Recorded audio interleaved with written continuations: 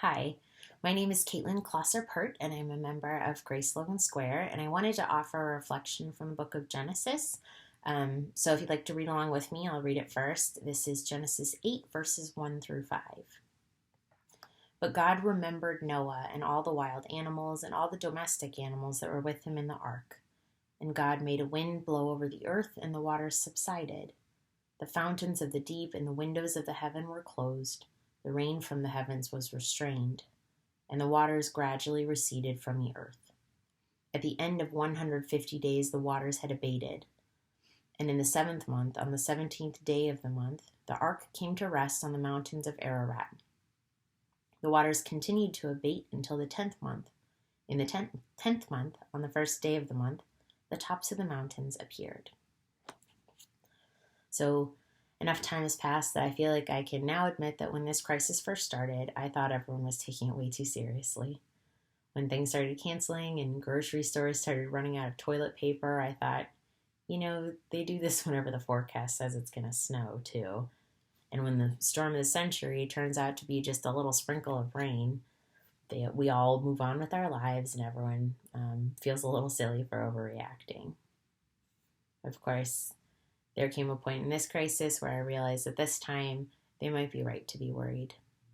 It felt like all at once the magnitude and severity of this crisis coalesced overhead and poured out on me like a deluge. I felt soaked to the bone in deep despair. I turned to our sacred text, the Bible, for some kind of life raft. And fortunately, there are lots of good places to turn. The Psalms or poems that express many of the things I'm feeling right now. Some of the prophetic books that were composed during the exile of the ancient Israelites, a time of deep despair and trauma, offer incredible solidarity. And of course, the story of the crucifixion of Jesus depicts the loss of a great hope. Eventually, though, I found myself here, considering the story of Noah and the flood. This is one of those myths that may or may not have happened exactly as it was described, but it still captivates us because it still contains some truth.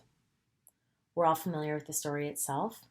God has become so disappointed in God's creation at the evil in the hearts of humankind that God sends a flood to drown the whole world, seeking to blot out all of creation from the face of the earth. It is a situation of complete hopelessness, and everyone is affected.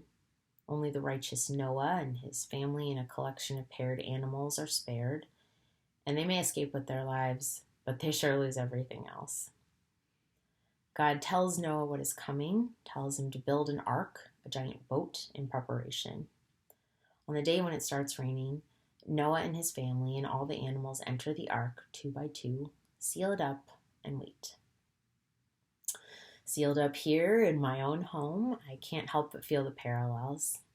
The storm of a global pandemic rages outside, and I think about what it would have felt like inside that ark, watching the rain come down, watching the waters rise and rise some more until you are lifted off the ground and find yourself floating aimlessly and out of control across uncharted waters. I think about scanning that unending blue horizon and wondering what lay on the other side of that journey. The image reminds me of another story from our tradition. The founder of Methodism was a man named John Wesley. He lived during the 1700s in England, and early in his priestly career, he went on a mission to what would become the United States.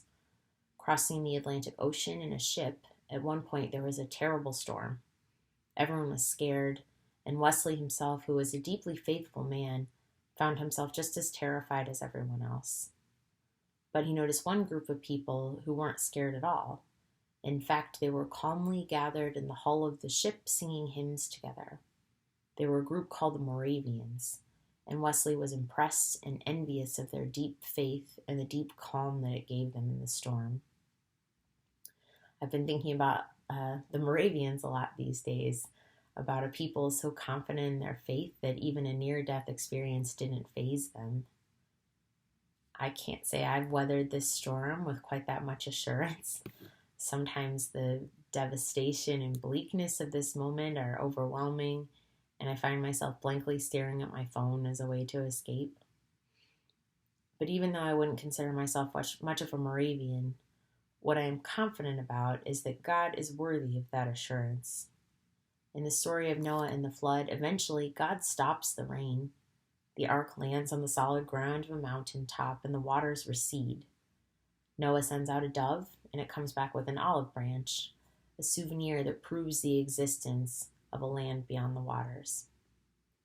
You see, whether or not the story actually happened the way it was told, this story is still true, because the truth is that God will always pull us through to the other side. Even though there is destruction, God is life, and we know from the resurrection of Jesus Christ that life triumphs over death. I want to point out I'm making the comparison between this moment and the story of the flood, but I want to be clear about one thing. I do not believe that God caused this pandemic. COVID-19 is a virus, something that occurs naturally, and although humans may have caused its spillover and its spread, its root is in nature. It was not sent by God.